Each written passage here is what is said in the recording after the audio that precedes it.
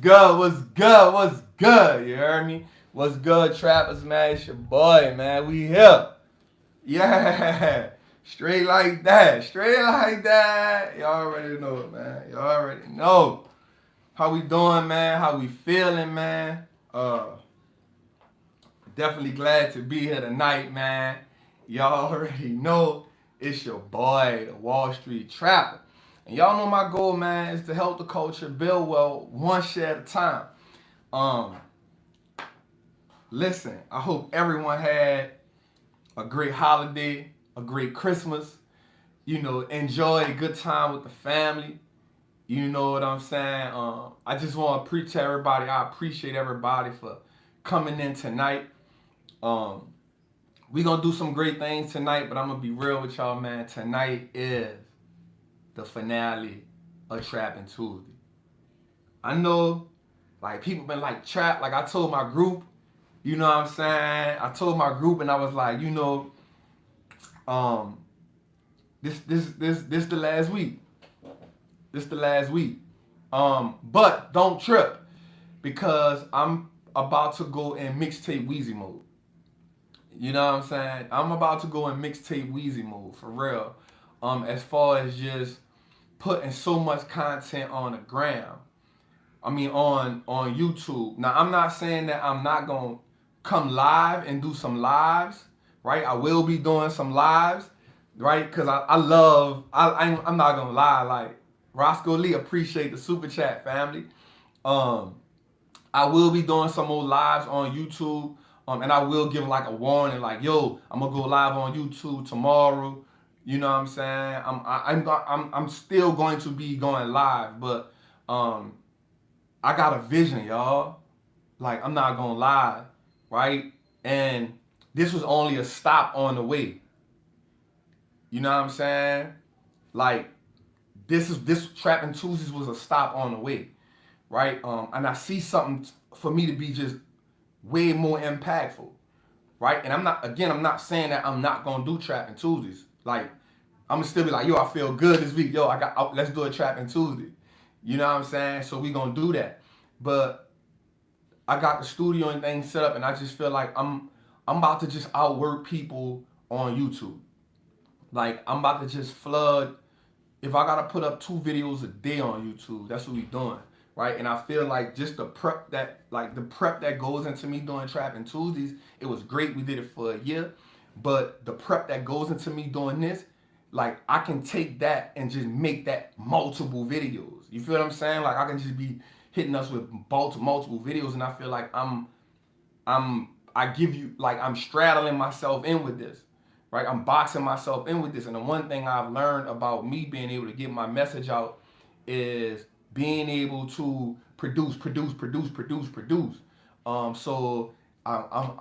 this is my last. Shout out to my brother FGM for the super chat. Shout out to the Creole King for the super chat. But I'm definitely I'm gonna flood the market with blue magic for real, and I'm gonna make everything that's stepped on. You're gonna realize that it's stepped on, right? I got a vision. Like, I'm gonna show y'all something.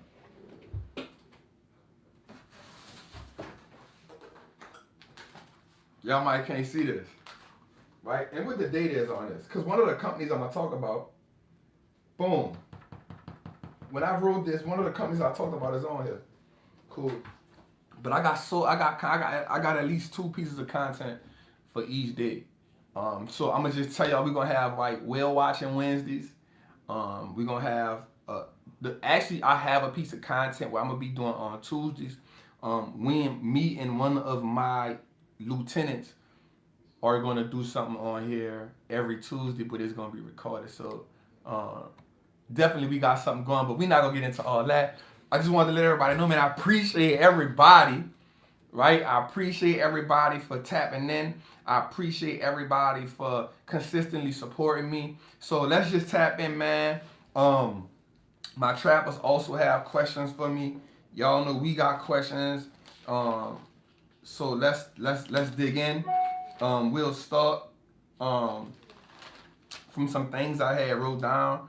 Okay, so first and foremost, let's just talk about this, man. So I'm not gonna lie, y'all.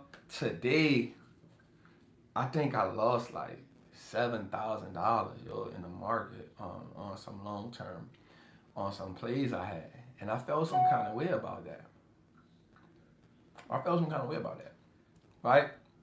But we look at it and we see that the S&P was down, you know, mild 8 points. Just a mild 8 points. The Dow Jones was down 68 points and the NASDAQ was down 49 points. So let's talk about some things that's going on right now, right? So one of the things for sure that we know is going on right now is, so we have two things going on that's piquing my attention, right? And so I want to actually break some things down today. I'm gonna break some things down today that we definitely need to talk about. So one of the things that's going on in the world is, so we kind of getting some negative remarks about these vaccines. We kind of getting some negative remarks about this.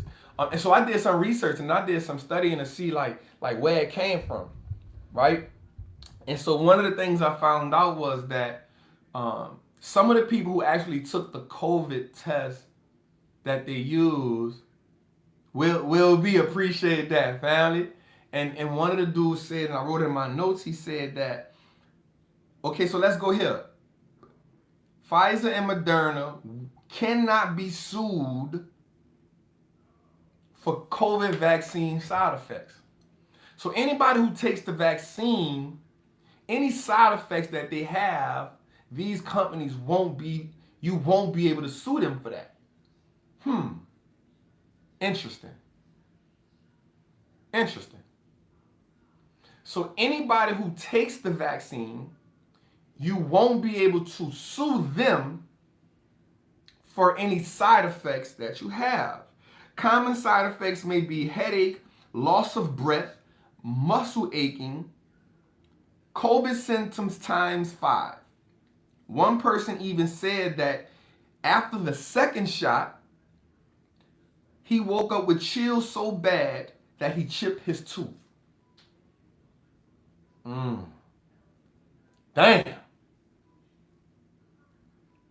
Damn. Right?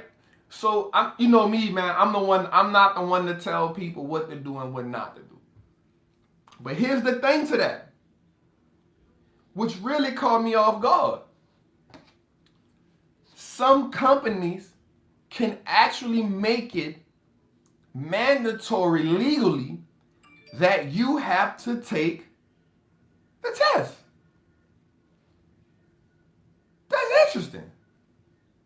So you mean to tell me, and I'm just looking at my notes right here, you mean to tell me that no one can be held accountable, but yet someone's job can make them legally take the test?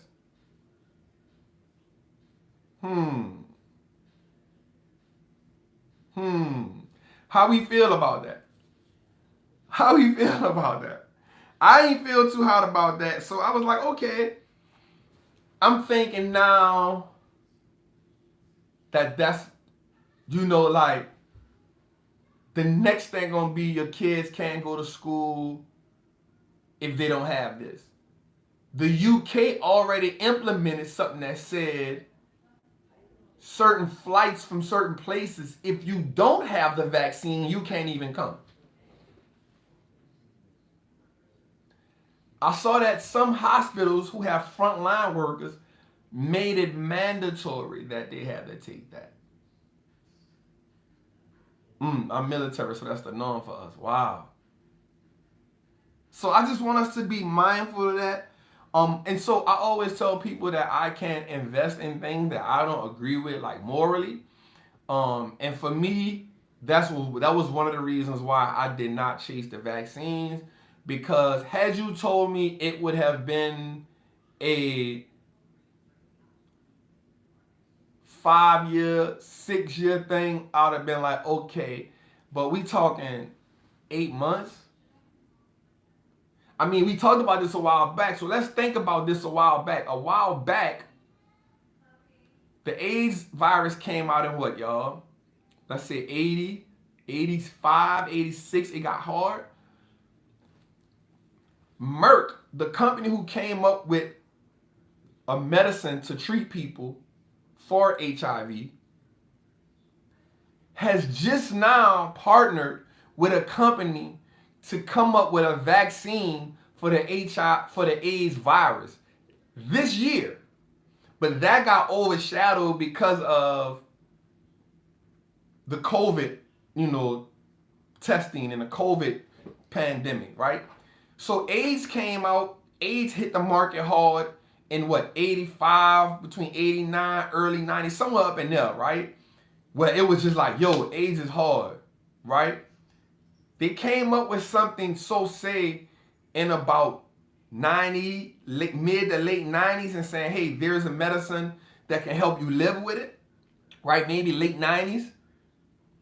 In 2020, Merck just signed a deal with another company for $300 million. Now check this out. $300 million,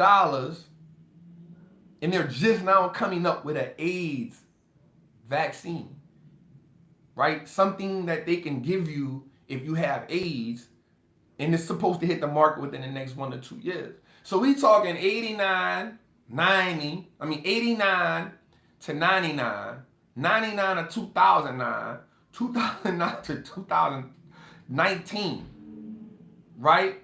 We're talking, that's a long time for them to just now have it. So in my mind, morally, I couldn't get behind none of that. You feel what I'm saying?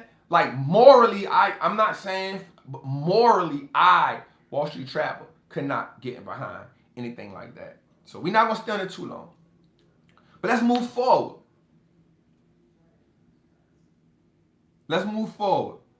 Shout out to Sal for the super chat. I appreciate that. So my thing is this. So here's something I want to talk about.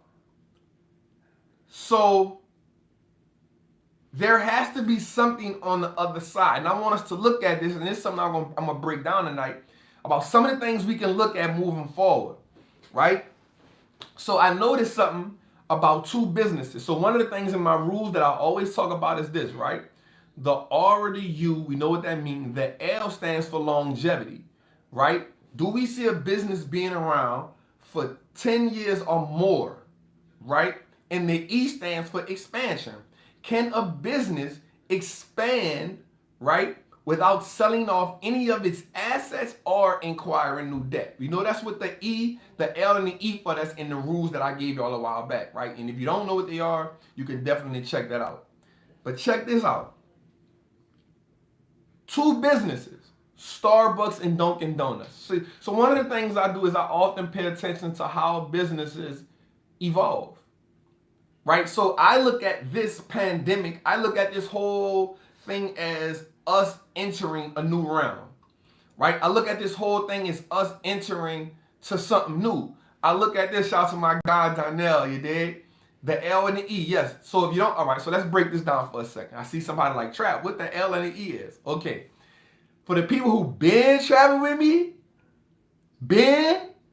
we know what the rules are. But we know they have new trappers. And so because we have new trappers, let's do this. We'll break down the rules. And I always say this, if you follow these rules, they'll help you be great investors. They're acronym. The R stands for the reason, right? There you go, the longevity and expansion, right? The R stands for reason.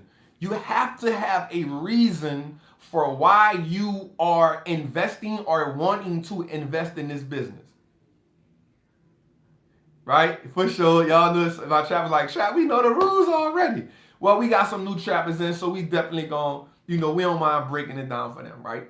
So we have to have a reason for why we're at this business, right? There has to be a reason. The reason, what attracted you here? Like if you see a beautiful woman, like, yo, I like her eyes, I like her hips, I like her smile, I like the conversation. If you see a man, damn, yo, he smells good, he has nice teeth. There's a reason that you're attracted to that individual. So what is the reason why you are attracted to this business? That's the R. The U. Now that I'm here, do I now understand the business, right? And when I say understand the business, I mean, do we understand how the business functions and makes money, right? Do we understand how the business functions and makes money? Example, if we look at Amazon, if I say, yo, you like Amazon? Why you like Amazon? Man, Trap, man, I see, they got the online thing on lock, man. Like every time I do something, people like, let's go to Amazon, let's go to Amazon. I'm gonna say, cool, but do you know how they really make money? And you tell me, yeah, they make line from online. I'm gonna say, no, you need to go research that business. Because when you research, you'll realize that Amazon makes its money from what? Most money from 60% of its money comes from what? AWS, Amazon Web Services, the biggest web services out, right? Understanding how the business makes money at its core is important. So we got the R, we got the U. The L stands for longevity. Does the business have proper elements and components in place so that we see it growing for the next at least 10 years? Do we see it? We have to be able to see that. If we don't see that, we got to back up, right? Does the business have systems in play that allow it to have longevity? The E stands for expansion. Can the business expand, right? Can the business expand without selling off any of its assets or acquiring more debt, right? We want to be able to see that. Next, the S. And the S is simple. Is the business simple?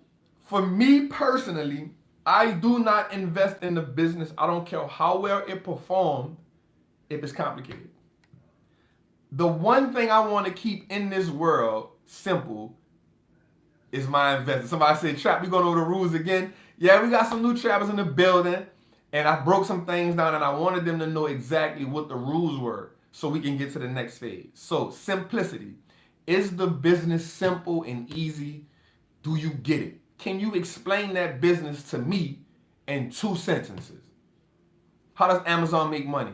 Bam, they make money through AWS, and also they're a great retailer. They have a great CEO who is all about expanding, and he doesn't mind spending money to expand the business. The business doesn't pay dividends, but the business does use a lot of the money to reinvest into the business, also into research and development. Also, every year he tells us how much he's going to put into research and development.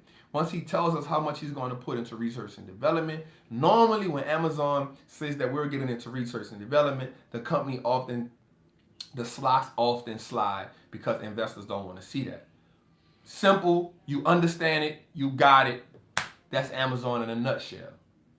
You feel me? So, now, I said that, I brought us to the rules because I want to bring us forward, right? I want to bring us forward. I want to move us forward, right?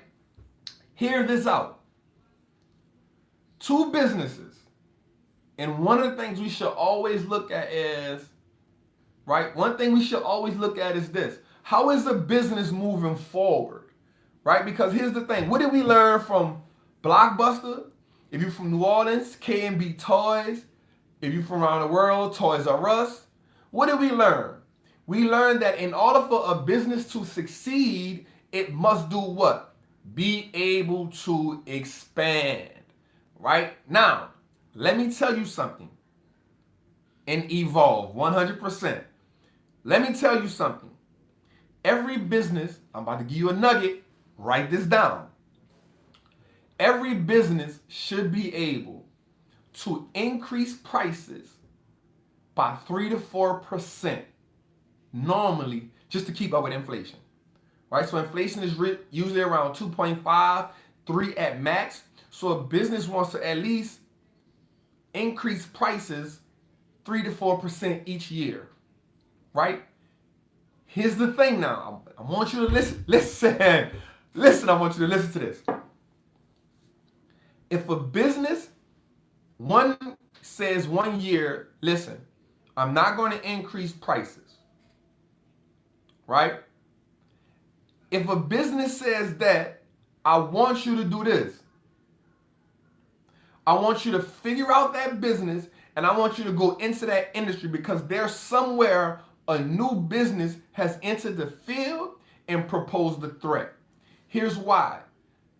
This shows up. It's a business. If a business cannot increase its prices 3 to 4% every year, if that 1 year the business says I cannot increase, that means that business has now or is now losing some of its economic moat. It's losing it. It is deteriorating, meaning they're losing market share, or the other players in that area have now increased demand or presented that industry with another product, right? Because now the only way this business feels like it can keep its customers is by saying, I can't, increase my prices. No business doesn't want to be able to increase price. Two things businesses want to do in this world: increase market share and increase price. The minute they can't do that, they're losing the moat. The moat is deteriorating. So now what we need to do is say, who in this industry, where's the new player? Who's in the business that has created another product and service that is taken away from that market share? The person who has created that has now added value to themselves, right? Or once you see businesses start to merge in a certain sector, simultaneously, you know that someone else has now brought something new to the game. You feel me? It's like an old saying.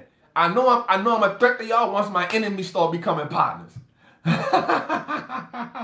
Oh, I knew I was a threat once I saw my enemies become partners. Oh, I know it got real out here. I know I'm putting pressure on y'all.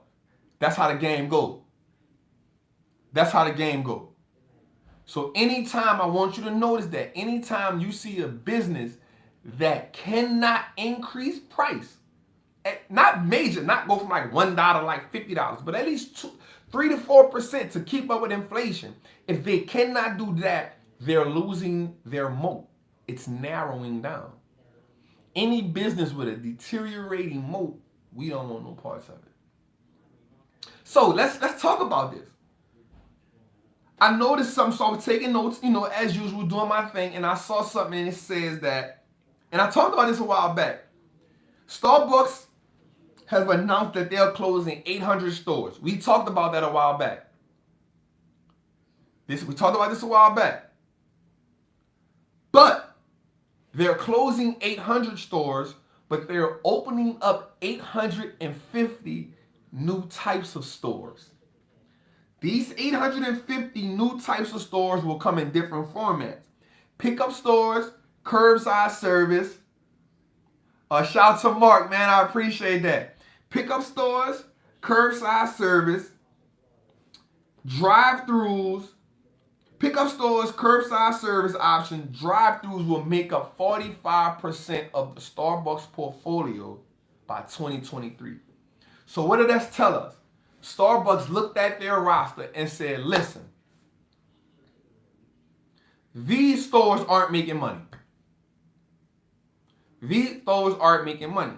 So what we're going to do is close down these stores and now create curbside pickups. We're going to close down these stores and now create drive-throughs. So now we can do what? More traffic. Ain't no sitting down. More traffic. Who mastered the drive-through? McDonald's. You feel me? McDonald's. So what happens was this.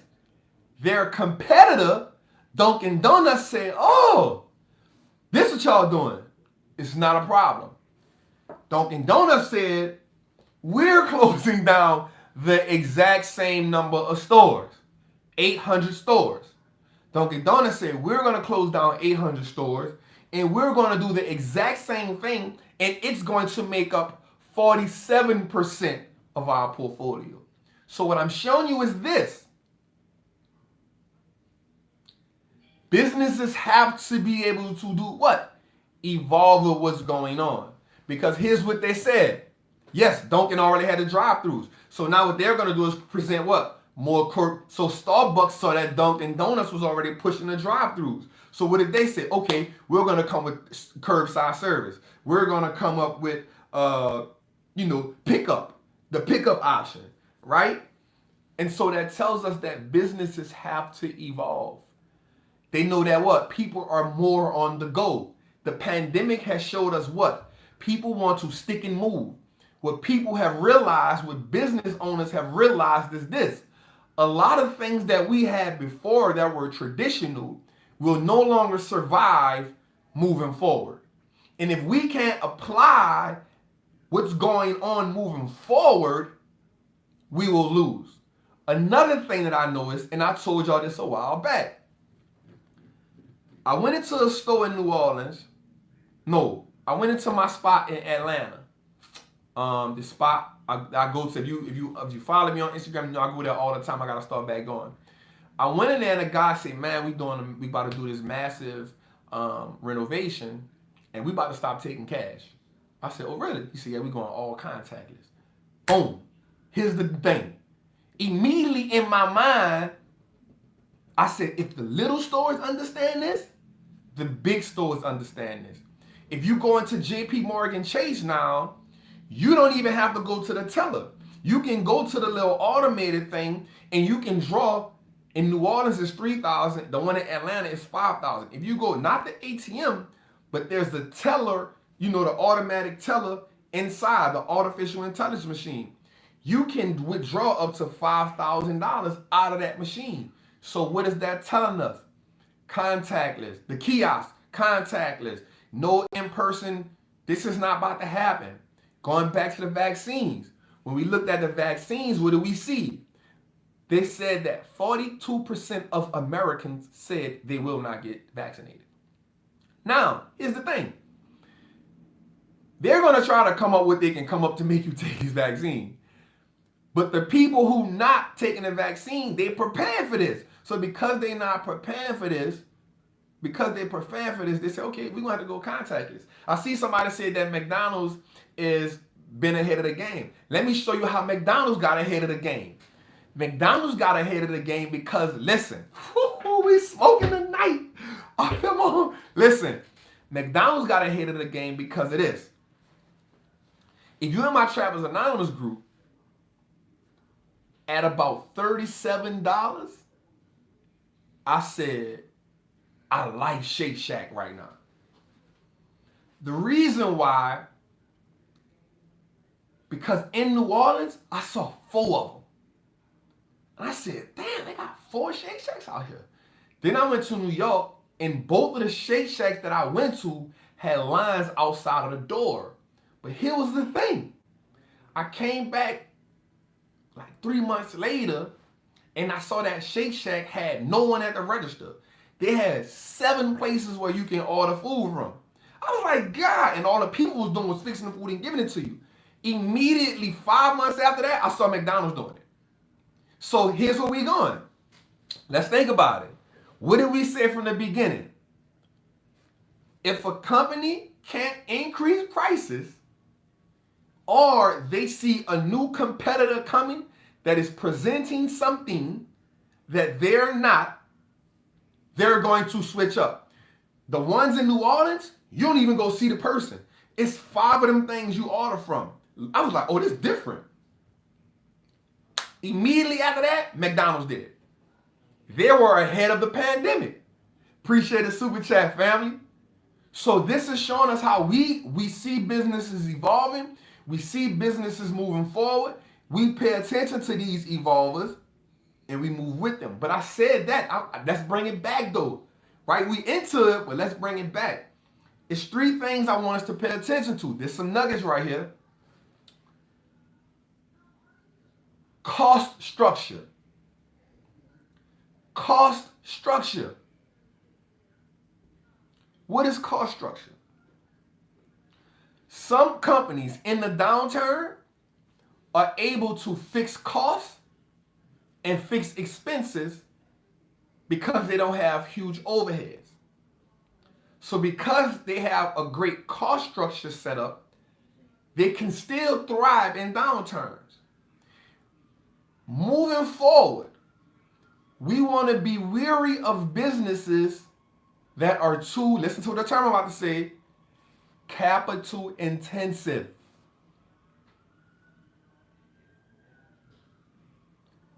Capital intensive. We want to pay attention to businesses moving forward that are too capital intensive. What is capital intensive? It costs too much to keep the business afloat, right? It costs too much. Money tied up in different things. Normally, businesses that are capital intensive, right, have big plants, big power plants, a lot of equipment, right? These things are capital. Now, even though they can be wrote off and they can be depreciated, we don't want businesses moving forward. Now, y'all can take this for what y'all want. You know, I'm going to just come give game. Some people going to rock with it. Some people going to be like, man, Trap tripping, right? Moving forward, we don't want businesses that are capital intensive. Here's another nugget. Yo, we on fire. Right? Now, so you like, Trap, all right, what McDonald's, all these, they got facilities, but here it is. They're making it real easy for us through what? Coming up with apps. Starbucks, remember what I told y'all last week on Trappin Tuesdays? Starbucks literally has the most used app. I came straight into it. I ain't even throw the disclaimer out. I just wanted to just drop heavy bars because this is the finale. This is the last Trappin Tuesdays. I wanted to just come throw bars. So use it against me tonight. It's all love. You feel me? Use it against me tonight. You feel me? But I told y'all last week that Starbucks created their app, and it was the most used app, more than Apple Pay. Yo, check this out. Apple has more subscribers than any other system network in America. Right? So everybody has Apple Pay. Starbucks app has been used more than Apple Pay. You feel me? So other businesses are coming with it. Apple Pay, Google Pay, everybody, right? So here's the thing. You know I love Chipotle. So here's the thing. We don't want businesses that are too capital intensive. Now I'm about to give you a formula, because we want to also look at a business's inventory turnover rate. Listen, this was the last Trappin Tuesdays, so I gotta like go hard. You feel me? Do me a favor, man. Everybody like this right quick, man. Just send it up. So I see some people like Trap, like, what you mean the last Trappin Tuesdays? We gonna talk about it. So this is what you're gonna do. The average inventory cost divided by the cost of goods. So you got to look at on the balance sheet, income statement. You got to get into the fundamentals. It's probably going to be in the income statement. It's going to be in the income statement. You're going to see cost of revenue, all that. You want to look for the average inventory cost, and the cost of goods sold. The average inventory cost. Divide that by the cost of goods sold, and it will give you a number. That would tell you the average inventory turnover rate. It's going to tell you how long it takes a business to get off the work. Right? So if we get a brick, how long it take us to get off a brick? Right? When I was getting busy, if it took you too long to get off something, man, the connect don't even want to holler at you because you just holding my work. I'd rather put it in somebody's hand who's going to get busy than to give it to you holding on it. You holding it. Go holler at somebody else. I don't need you somebody holding. I need somebody who can get on a block and make it move. I need somebody who can make it work like it's the 1st and the 3rd, even on the 17th, family. I need you to make it. I need you to be in the trenches on the 17th like it's the 1st and the 3rd, and you still making it move. You feel me? But if you can't do that, then you don't need to be hollering at me. So what we need to understand is the inventory turnover. If we can understand the inventory turnover, then now we can say, okay, this how long does it take them to get off some goods and services? And are they capital intensive? If we can measure these two things, we want to stay away from capital intensive businesses going forward, and we want businesses who have things in place to help them increase the rate at which they're getting off of their product. You feel? Big trap, you hear me? Yeah, so a lot of people asking like, Trap, what you mean? Like this the last one, you hear me? So, you know, there's a season for everything, right? There's a season for everything, yo. And don't get me wrong, man. Like, I literally love doing Trappin Tuesdays. But I feel like the prepping, because this is just not something I run off the top of my head and try to freestyle with y'all, right? I literally take notes all week to see what's going on, and then I have other stuff I look at, like, oh, we can put this in there, let's add this compare. Like, I do that. But instead of me trying to jam, you know, just give it to, because every Trappin Tuesdays, I leave out about 8 to 10 things that I be wanting to say. You know what I'm saying? But I don't want people to be here all night. So I figured the best way for me to be more effective is to flood the YouTube streets like Mixtape Weezy. I'm about to go in that mode. That's the mode I'm going in. So what I'm doing is every day I'm just gonna get busy. Every day I'm just gonna get busy. We're gonna just put out a lot of content on YouTube. I still will be doing some live segments. But just other things I have going on as far as, again, the Live from the Trap series. I got 2 more other series that I want to introduce to YouTube. Whale Watching Wednesdays, which is going to be me breaking down the whales every week. We're going to be doing that. I just got so much stuff I want to break down to, I'm like, I'm not going to wait just to Tuesday to do certain things. So what I'm going to be doing is I'm going to just like, y'all going to get tired of me. Y'all going to be like, damn, Trap really flooding us with content on YouTube. So that's going to be the goal. So y'all not losing me at all. I'm actually just going to flood it more. And I feel like that's the best way for me to be more effective. Now, if you are in Traps Anonymous, I will be doing the live Q&As in there. So the questions that I ask here on Tuesdays, they won't be exactly every Tuesday, but I will be doing more Q&As in Trappers Anonymous. If you aren't part of Trappers Anonymous, it is going up. January 1st is going up to $34.99. Right now it's $27 a month. Definitely join that. Click the link below after this is over. DM me the word Trapper, and I'll send you the cash for that. Because in Trappers Anonymous, now what we're going to be doing is, we already have Monday Madness. We have Ticker Symbol Tuesday. Lala does, one of my lieutenants does Wild Out Wednesday. What she does, she gets a group of trappers and they break down the business. Thursday is ETF Thursday, where we'll be breaking down the ETF. Friday is Freestyle Friday and Drip Friday. And Sunday is Say Something Sunday. We also have Live from the Kitchen, where every month we do one sector in the stock market. We break those down. We do at least 4 to 5 trappers every Sunday. We break something down. We break a business down. They do a presentation, and we get to ask them questions about the business that they broke down. This last month's winner, we announced them today, got $100. The second place winner got $50. We doing that. We got the book club. We got to finish after the holidays, and also every month I'll be bringing in an expert in their field, and they'll just be giving us a live class, and it'll be part of the thing. No extra, no upselling, no nothing. It's all part of the group. So I just want to bring more value to the group. So I will still be going live in the group. So if you definitely want to do that, definitely talk. And tell Marco I say what's up. You know what I'm saying? My homies, man. So definitely that's what we got going on right there.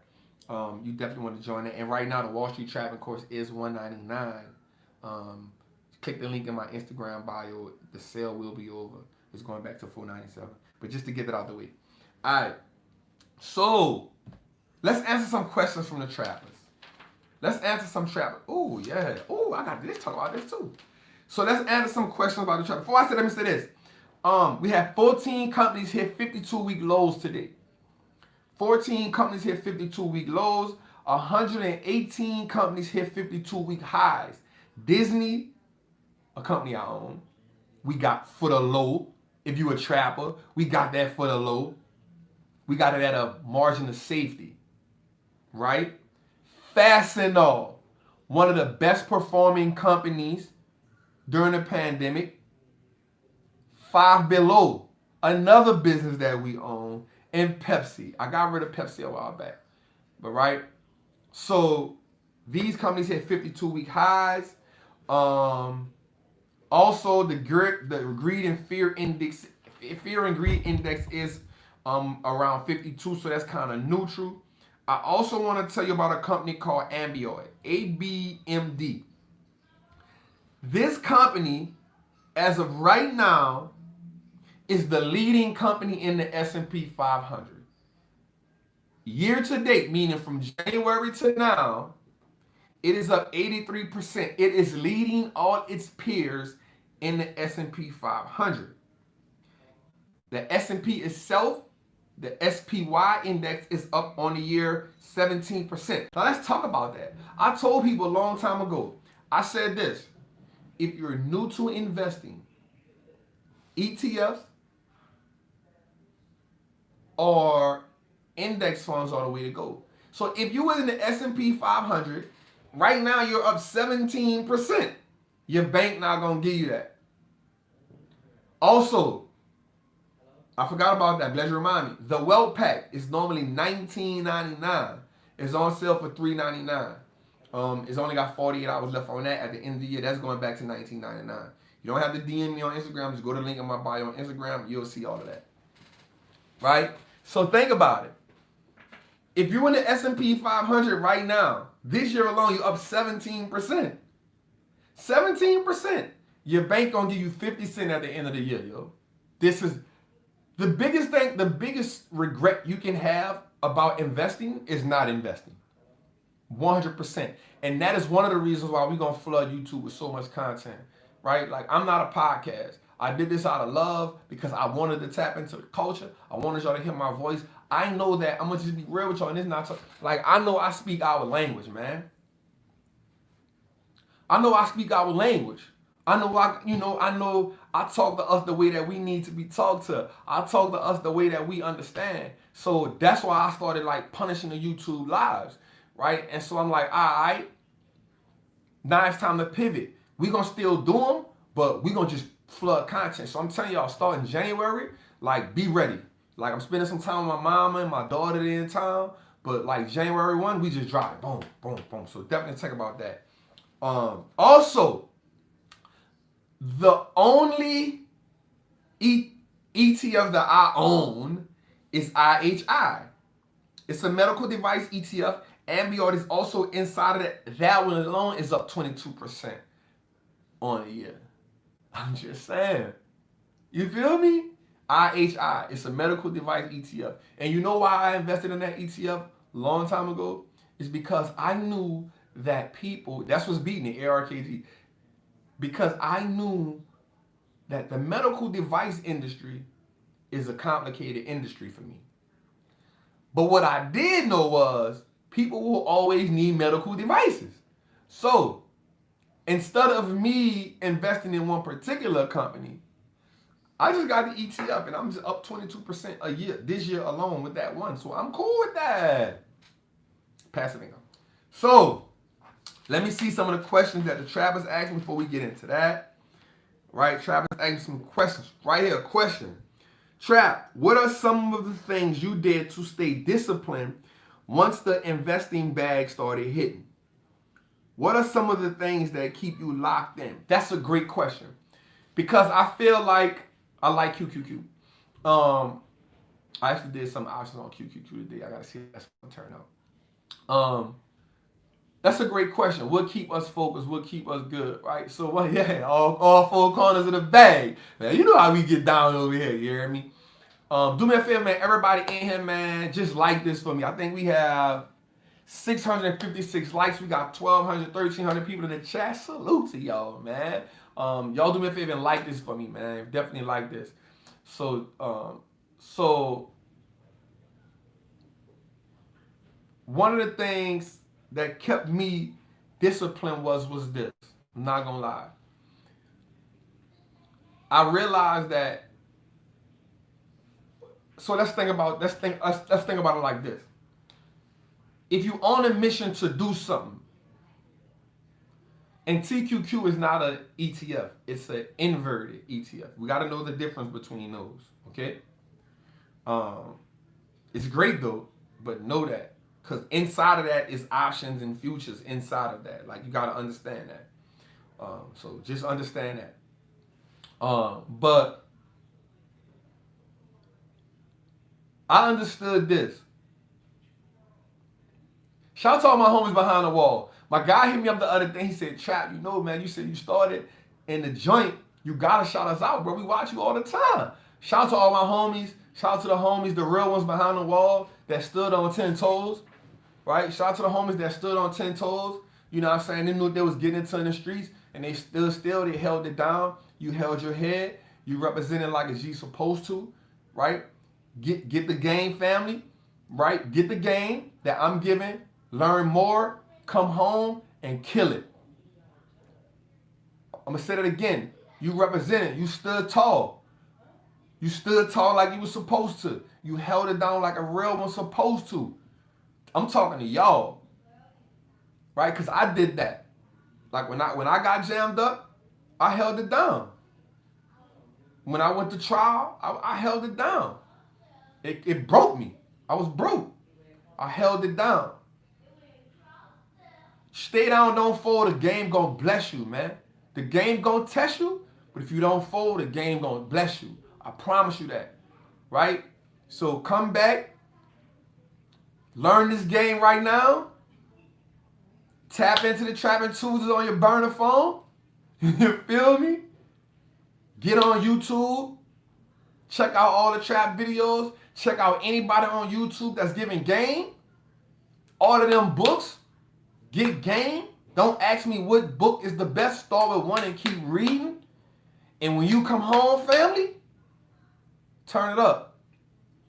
Secure wealth for 2 generations. That's the new motto. That's the new goal. We securing wealth for not just 1, but 2 generations, yo. That's the game. That's what we doing right now. We securing wealth for 2 generations, not just 1, not just for ourselves, for 2 generations. We gonna turn it up a notch. So salute all my guys in the trenches that still, you know, getting it in. Put your burner phone in the ceiling. You know what I'm saying? Or put it in a plastic bag, wrap it, make sure it's tight 3 times, one way, one the other way. Wrap it up tight, put it in the toilet. But you gotta flush, make your man flush the toilet so you can stick it at the top. You heard me? I got you. Don't even trip. I got you. Don't even trip. You heard me? You already know, man. I love my guys. I love my guys, man. But check it. So one of the things, Queen, one of the games, fam, that really kept me disciplined was the fact that I knew that I had, and it's me, I knew that I had to take all the L's. I knew I had to make all the mistakes in order for me to get it to my daughter. That was my biggest thing, I'm not gonna lie. For me, what kept me disciplined and what kept me on track was, like, I was telling myself, like, it's nothing wrong with treating yourself to certain things, but if I acquire the wealth and my daughter can't live off it, then I'm doing her a disservice. But if my daughter's daughter, my daughter's kids can't benefit from it, at that point, I've let my family down. Because the more I study wealthy people, I realized that somebody made the decision. Somebody did whatever it took. See, you got to get in your mind like, I'm going to do whatever it take. But I'm not going to do whatever it take just for me to look good. If you follow me on the gram, you know I rarely talk about my account. I always talk about my daughter's account because hers is the one that matters to me. You feel me? Getting the knowledge and making sure that her kids are straight. Making sure I can put a trust together so her kids are straight. That's what mattered to me. And I remember like watching these, and this is one of the things that motivated me. Every time I would see these rich white families, they always had a picture of the rich white man who started it. Yeah, my uncle's uncles, my father's father's father. I'm like, damn. I ain't never went into a black family and saw, like, none of my people had nothing like that. Nobody I knew had nothing like that. So I was like, you know what? This is the motivation for me. Like, when I'm dead and gone, which is the reason why I did something recently. I literally got a mural painted of me and my daughter because I want that to forever be in my family. I want my daughter to see that and be like, this my daddy. And when I'm gone, I want her kids to be like, yo, this my grandfather, my great-grandfather, this is my mother, this who started it for us. Like, he started it because of her, he gave it to her, she passed. I want that picture to be around 100 years from now. And it's a picture of me holding my daughter up, and I got a mural painted. That was my whole mindset and concept behind that, right? And at some point, the person who created that, I want her to get famous so now my picture can be original and it be worth millions of dollars. So for me, I'm going to be real with you. The motivation was none other than, man, I want to be the one to change my family. Like, if I had to go to prison, I had to, get shot. I had to see my mama get shot. We did all that. Me and my mama did all that. My mama been shot up. My mama went to prison. I followed my mama's footsteps, right? And so as my mama got older, she dealt with her traumas differently. So for me, it was like, I can't do the same shit. I can't do the same things. I gotta have a different type of motivation. I gotta have lineage. That's when that word started making sense to me. So that was my thing. Like, I saw what other people was doing. I was like, yo, these rich people got all of these, and I was seeing in the movies and stuff like, damn, like they got pictures of my grandfather started this in 18 something. And then when I was in Cleveland, I saw the grave of Rockefeller. And I was like, yo, this is crazy. And they got this cemetery in Cleveland with all of the family. I'm like, yo, this is crazy. You know what I'm saying? So for me, I was just like, all right, like, cool. I'm going to be the one.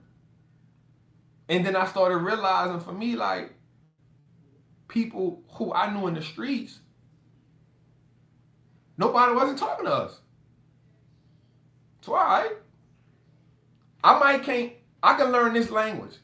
And I might can't relate to them. But I'm going to relate to all of us. Because it's more us than them. And what's going to happen is, they're going to realize, damn,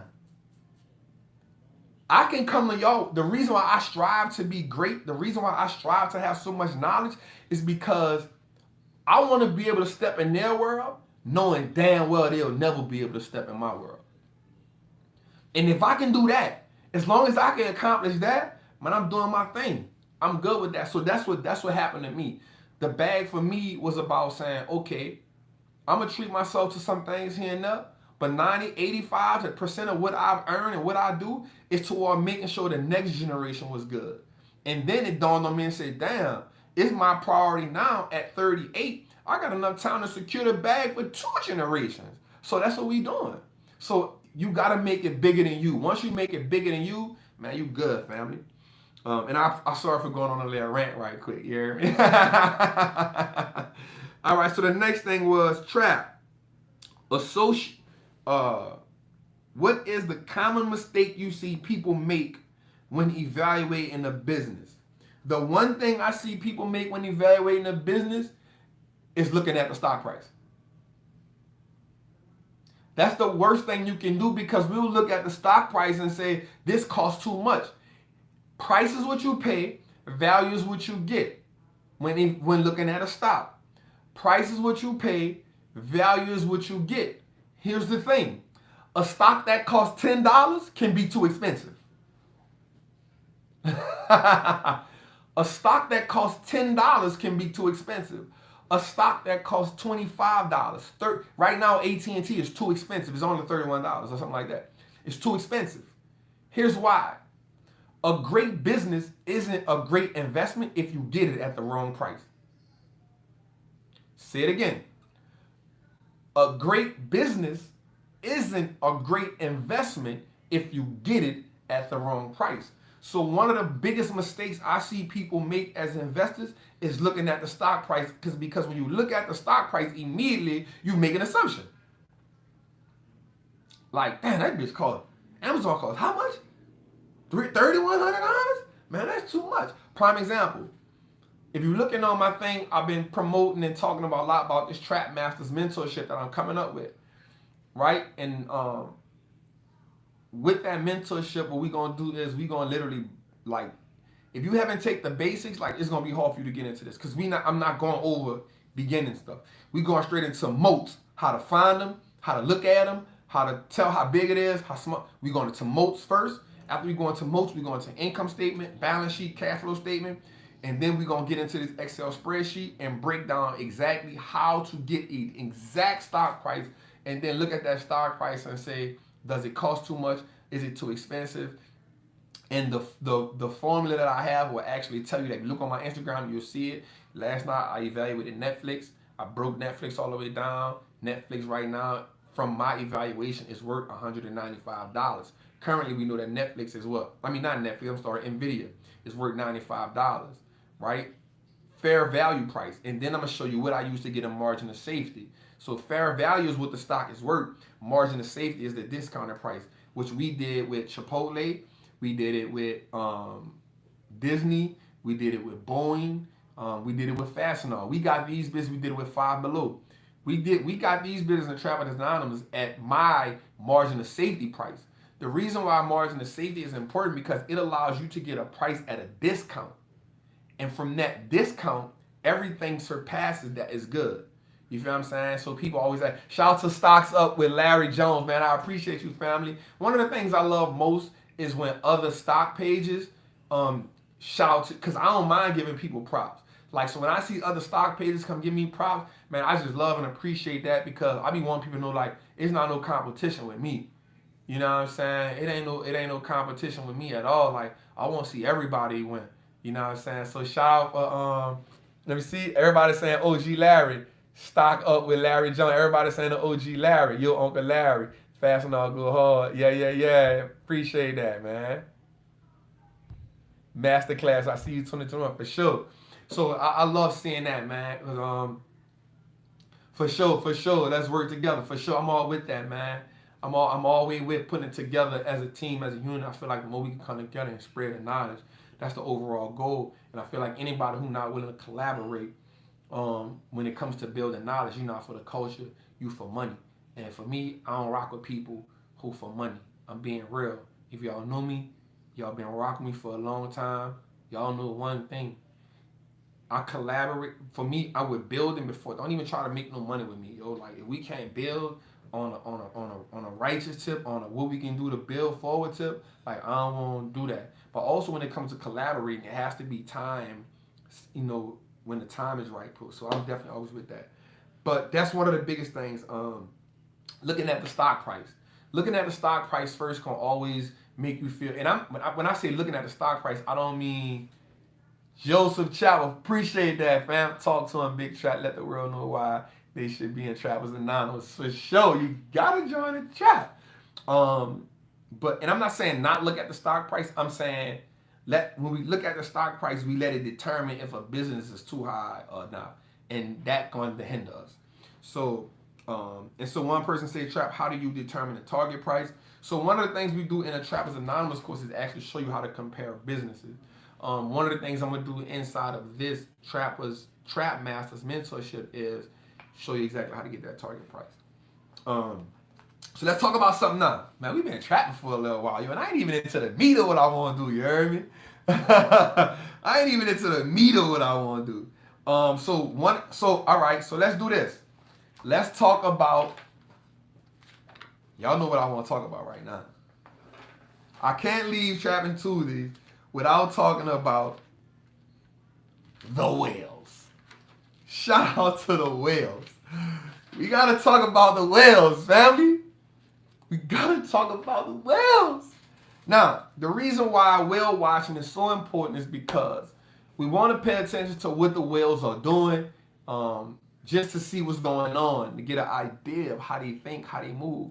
So that's going to be a segment I bring up every Wednesday on. Every Wednesday is going to be whale watching Wednesdays. We definitely going to have that because people love that. Right? So what are whales? Whales are big institutions or institutional investors who can move the market. Some of my favorite investors are actually whales. Right? Warren Buffett. Last week I talked about Leon Cooperman. I talked about Donald Yackman. Like those are some huge whales. Let me see, one of my books is up here. Hold on, y'all. Hold on, give y'all a second.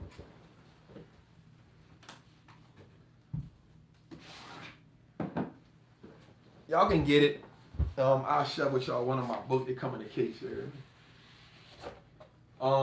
This book is called The Great Minds of Investing. This is a great book. I mean, don't feel no kind of way because there's a bunch of white men, because let's be real, in the beginning, white men mastered this game. It's time for us to make our presence felt, but these some brilliant ass white men up in here. The Great Minds of Investing. It's a great book. Some of my favorite investments, some of my favorite minds up in here when it comes to investing. Bill Miller. I think we'll talk about him tonight. Pat Darcy. We'll talk about him tonight. Warren Buffett. Monesh Pabrai. Joel Greenblatt. Donald Yackman. I just talked about him. John Spears. It's definitely some great minds up in here. It's a great, great book. Just to get an idea of some of these sort of book is called The Great Minds of Investing. So it's a great book if you want to study. Like, it's just, I just take this thing serious. Like, it's not something I just do when I want to. Investing has literally changed my life. And because it changed my life, I'm about learning the game from whoever playing the game. And once I learn the game, oh damn, I did it wrong. All right, y'all fix it. And once I learn the game, it's about me bringing it back to my people. So we'll talk about whale watch, right? So the first whale we're gonna look at is Lee Ansley. Lee Ansley. He runs Maverick Capital. He has 561 stocks in his portfolio. Again, you'll see the link for Trappers Anonymous when this is over. Lee Ansley, his company's value is $5.3 billion. They have $5.3 billion that they're investing. So we looked at some of the plays he made. Lamb Research. Now we talked about that a while back. We talked about Lamb Research a while back. So he added 217%. 217%. That's a fact. We taking it back for sure. We taking it back. And that's one of the things people always be like, Trap, like, where to start at? Like, any book. Grab any book. Like, grab any investing book. Grab it, read it, and keep reading. Like, don't stop reading. Don't stop reading. But Lamb Research, he added 217% of this business to his portfolio, which makes him have 735,657 shares with a current value of $244 million. Now, I don't think you should start off with the Intelligent Investor if you knew. I'm going to be real. Intelligent Investor or Security Analysis are two books that I think are for mid-level investors. I'm not going to lie. And Security Analysis is for top level. Intelligent Investor, mid-level. Intelligent Investor, you got to say, okay, I'm taking this serious. You know what I'm saying? Intelligent Investor, don't start with that. That one going to put you to sleep. It's too big. Start with somebody like Peter Lynch, Tony Robbins, Joel Greenblatt. Start with them. Don't start with Warren. Don't start with Intelligent Investor. It's gonna make you say, man, I ain't doing that. So, 244 million. Let's think about that. Lamb Research, great business. Right? Great business. We talked about that a while back. Right? Another one was Amazon. he sold 22% of Amazon from his portfolio. Let's wonder why he did that. 200, he sold 22% of his Amazon portfolio, which makes him now have 72,000 shares worth 72,000 shares of Amazon is now worth $227 million. Jesus Christ. It's a lot of Amazon, yo. All right, my goal now, I'm putting it out there. My goal is to have 100 shares of Amazon. I don't care. That's my goal. I don't care. Now, I put it out there. You looked on my page, you saw that I showed y'all Amazon's current price is $3,100. My evaluation said it's worth $4,100. Do what you want to do with that information. Next up, Pat Darcy. Pat Darcy is pretty good because he introduced moats to Morningstar. So he is the research and developer, the research and the lead analyst behind Morningstar's moat, big moat, small moat, wide moat series. Right? He has 11 stocks in his portfolio, in his fund portfolio worth $637 million. Now, here's the thing about this. I'm not gonna lie.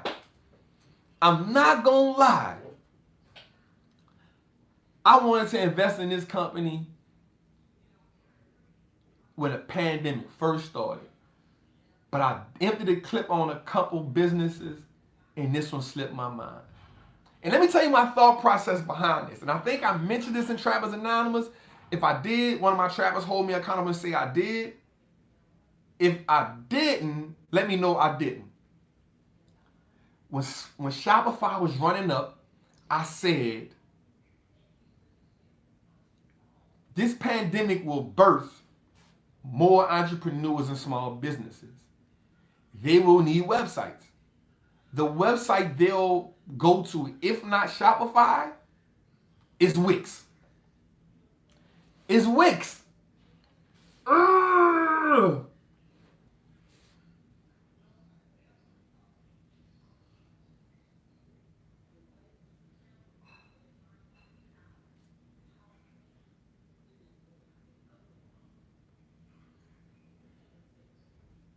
I'm just having a moment.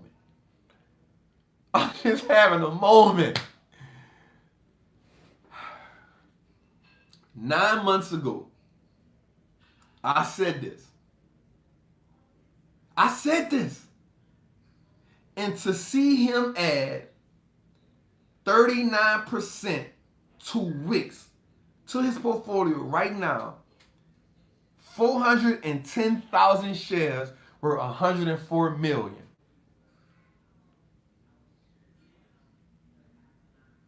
I said this to myself. I literally said, Shopify running. Okay. I said this is going to birth a lot of entrepreneurs. Like, this is going to birth people because people realizing they're going to go to Wix. Why? I use Wix. I understand the business. It's a great platform.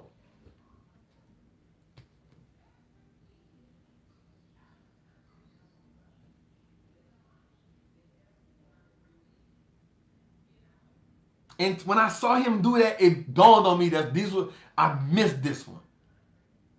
I missed it. It's a great business. But this was interesting. He reduced Facebook by 5%. And I missed the sale. Yes, I did. Right? He decreased Facebook by 5%. So he sold Facebook for 5%. He has 606,000 shares worth 158 million. Yo, these dudes are like what I'm trying to do. Like, no lie. Like, Oh yeah, and Trappers Anonymous too, in 2021, I'm starting a dividend portfolio that I will let the trappers see. And I will walk them through what I'm doing in my dividend portfolio. I think I'm gonna start with like 200. And we're gonna just work that. The goal is to get 6 figures in passive income from the dividend portfolio. So that's another thing we add to Trappers Anonymous group. I'm gonna start the dividend portfolio, and I'm gonna let them see it. I'm gonna give them access to it. I'm gonna let them see. You know, every time I make a move in a dividend portfolio, I'm like, yo, I just added this. These are the shares I'm adding. This is why. So that's another reason why I joined Trappers Anonymous. So Bill Miller, who owned Miller's Value Partnering, has 84 stocks in his portfolio worth $2.5 billion. Yep. So this was interesting. Bill did something sweet. He added 19% of Alibaba when it dipped. And today it bounced up. And I said, ooh. See, it's understanding how they're moving. You feel me? It's understanding how this is why whale watching Wednesdays will be a thing. Why somebody try to copy me? Nobody not doing it. Why somebody try to copy me? They gonna try to copy me. Of course they are. Matter of fact, I'm dropping a whale watching Wednesday tomorrow on YouTube. That's a fact. I'm dropping one tomorrow, man. You dig? And the thing is, I'm going to drop it and I'm going to go in depth on why I think they did what they did. That's what Whale Watching Bill is going to be. That's what Whale Watching Wednesday is going to be about. Hold me accountable. I'm dropping that tomorrow. Whale Watching Wednesday. Big trap. All right, so he added 19% to his portfolio. He has 365,000 shares worth $107 million. Now, this one was something. And see, once we see this, now we start to understand how the market shifts, right? He reduced his Peloton position by 62%. Think about how Peloton went down a little bit earlier this month. He reduced it by 62%. If you reduce something by 62%, that's a big push. Because he still owns 318,000 shares worth $31 million.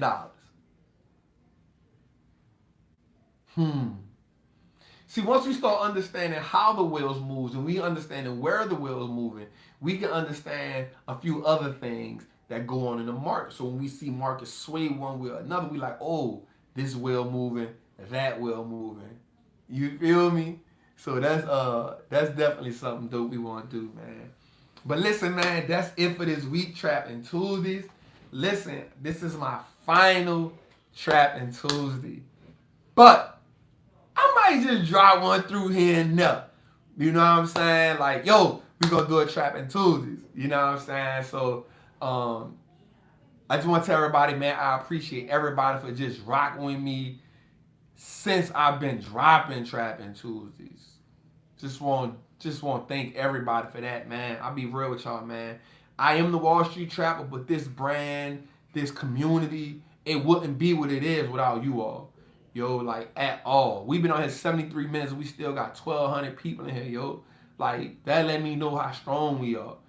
Right? So I just want to tell everybody, man, I'm so humble and I'm so grateful for just the support, the endless support, the way that y'all tell people. Like today, I was doing something with like, yo, you the Wall Street Trap. I'm like, man, just call me Trap, bro.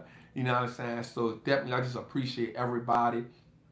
And 2021 is gonna be a great year, for me, but also for you all.